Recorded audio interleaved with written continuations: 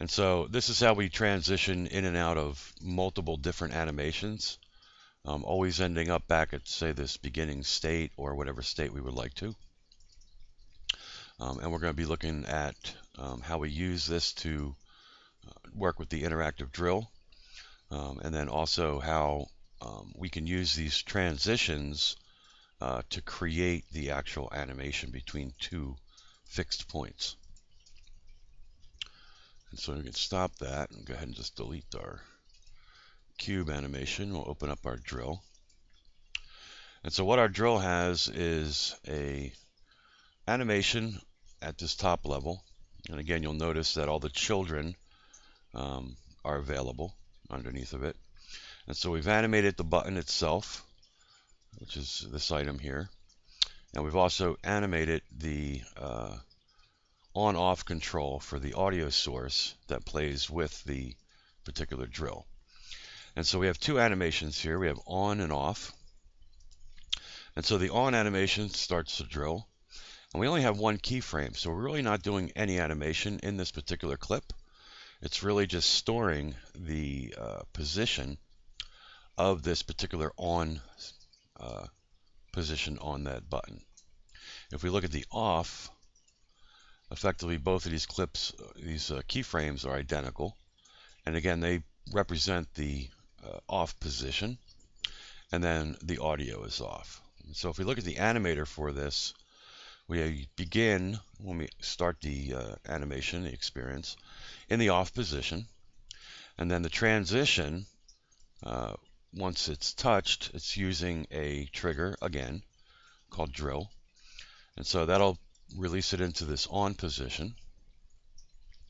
And then coming back, we use the drill condition again, the drill parameter, trigger. And then when drill is pressed again, it's turned off. So if we go ahead and play this, and we press a drill, we'll see it turns on and off. And so the beauty is that this particular button really has no animation, yet it's animating in and animating out. And what we're doing is we're using this transition to control that animation. And so the transition itself has a duration. And so if we were to set this for, say, 3, you'll notice that it'll now take 3 seconds for this drill button to move in, because we're transitioning from one state to another. And one of the beauties of the animator is it's basically going to blend between two different states. So if you had a character that was doing an action on the first animation, and the end keyframes didn't match perfectly to the beginning of the next one, the animator transition is going to try to blend between those, so you have a nice seamless experience. And you'll see it's running at the 3.5 second, 3.25 second time that we set.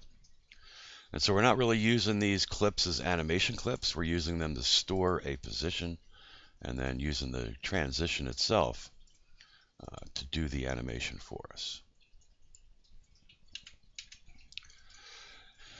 And then at the same time, we're using the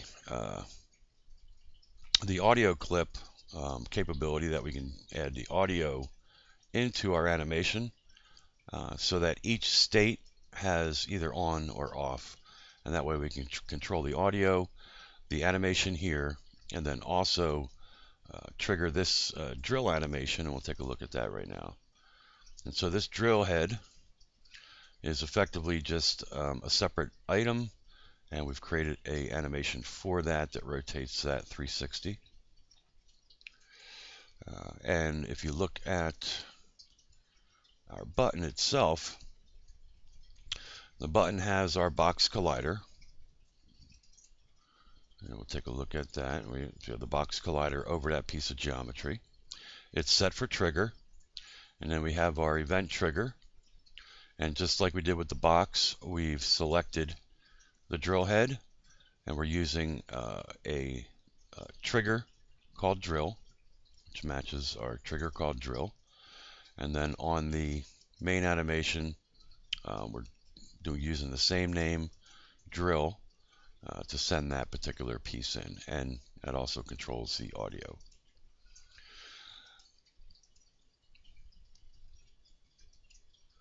If we take a look at our canvas, when we create a toggle button, if you don't have a canvas already, it'll create a parent item for the canvas, and that's basically a full match canvas, and allows us to control scaling with screen size, which is very helpful with the mobile. And so once we set this for to scale with the screen size, whether you're on a small mobile device or a large tablet, the relative size of this will stay consistent as you change different resolutions. And then the toggle button itself, unlike the triggers, toggle buttons and UI buttons have their own on value change or on click event. And we're basically adding the objects very similar to how we did in the past. So we have these two items that are turned off. And then when we toggle them on, we're basically doing the set active again. The nice thing about toggles is they are either on or off. And so when we go to set this active state, we just need to set it once, and then it'll use the state of the button, the toggle, whether it's on or off, to control whether it's active or inactive. And so we can turn multiple items on and off with a simple toggle, or you can use buttons and then turn the buttons off and on to control more than two different states. And so that's sort of the overview on how we use Animator.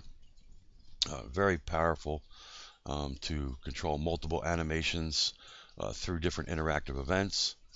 And in this case, we also added a little particle emitter that we have turned off right now, and we've set a trigger to the bottom so that we can actually make, snow.